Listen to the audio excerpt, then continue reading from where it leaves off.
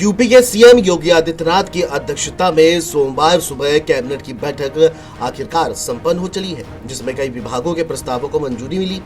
इसके बाद योगी मंत्रिमंडल की बैठक में मंत्रियों को आगामी कार्यक्रमों और संगठनात्मक चुनावों के दृष्टिगत कई अहम दिशा निर्देश भी दिए गए हैं। दरअसल सीएम योगी ने रविवार को दिल्ली में पीएम मोदी से मुलाकात की। करीब 1 घंटे की मुलाकात के दौरान दोनों के बीच मंत्रिमंडल विस्तार, संगठनात्मक चुनाव जैसे कई अहम मुद्दों पर चर्चा हुई। सूत्रों के हवाले से इस दौरान सीएम योगी ने पीएम से अप्रैल में नोएडा स्थित जेवर एयरपोर्ट के उद्घाटन के लिए समय देने का अनुरोध भी किया। सूत्रों की माने तो सीएम ने प्रदेश में प्रस्तावित मंत्रिमंडल विस्तार के साथ पार्टी के नए प्रदेश अध्यक्ष के नामों पर चर्चा भी की। बताते चले कि मुख्यमंत्री योगी आदित्यनाथ ने पीएम मोदी से पहले भाजपा के राष्ट्रीय अध्यक्ष जेपी नड्डा से भी मुलाकात की थी। इसके बाद पीएम से सीएम की इस मुलाकात को सरकार और संगठन में बदलावों पर सहमति बनाने के रूप में देखा जा रहा है।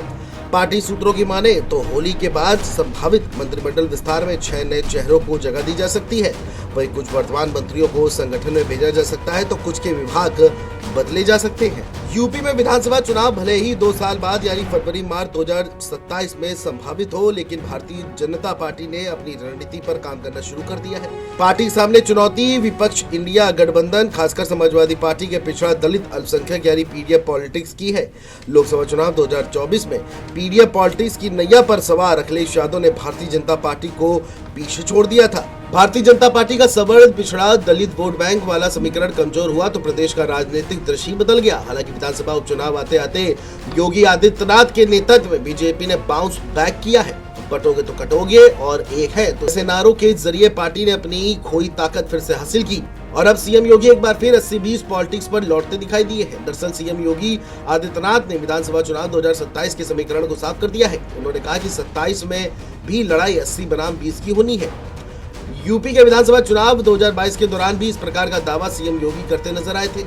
अब एक बार फिर इस प्रकार की रणनीति ने प्रदेश की राजनीति में हलचल तेज कर दी है। सीएम योगी आदित्यनाथ शनिवार को एक टीवी चैनल के कार्यक्रम में भाग ले रहे थे और इसी दौरान उन्होंने उत्तर प्रदेश विधानसभा चुनाव 2027 को लेकर बड़ा बयान भी दिया है। बीजेपी महाकुंभ जैसे बड़े आयोजन को भी गांव-गांव तक पहुंचाने की तैयारी कर रही है। प्रयागराज से जिलों में ले जाए जा रहे संगम के जल को भले ही प्रशासन की टीमें पहुंचा रही हैं, इसके वितरण में बीजेपी के कार्यकर्ता सक्रिय भूमिका निभाते दिख रहे हैं।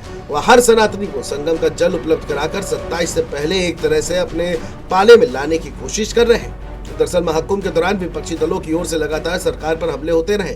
सीएम योगी ने पिछले दिनों महाकुंभ के आयोजन के दौरान उठाए जा रहे सवालों को सरकार पर हो रहे सवालों की जगह सनातन के खिलाफ दुष्प्रचार के रूप में पेश कर दिया। यूपी चुनाव 2022 के दौरान 80-20 का नारा देने के समय सीएम योगी ने सरकार की योजनाओं का लाभ पाने वाले 80% भाजपा के पाले में आने का दावा किया था। हालांकि उस चुनाव में सपा ने 111 सीटों पर जीत दर्ज की थी, वहीं भाजपा को 255 सीटों पर जीत मिली थी। पीडीएफ पॉलिटिक्स के जरिए सपा की कोशिश 2012 दोहराने की है। वहीं जातीय राजनीति से इतर भाजपा सनातन समाज को एक पाले में लाने के प्रयास में दिख रही है। इसके जरिए इस बार का 80-20 फार्मूला स्थापित करने की अलग तैयारी है।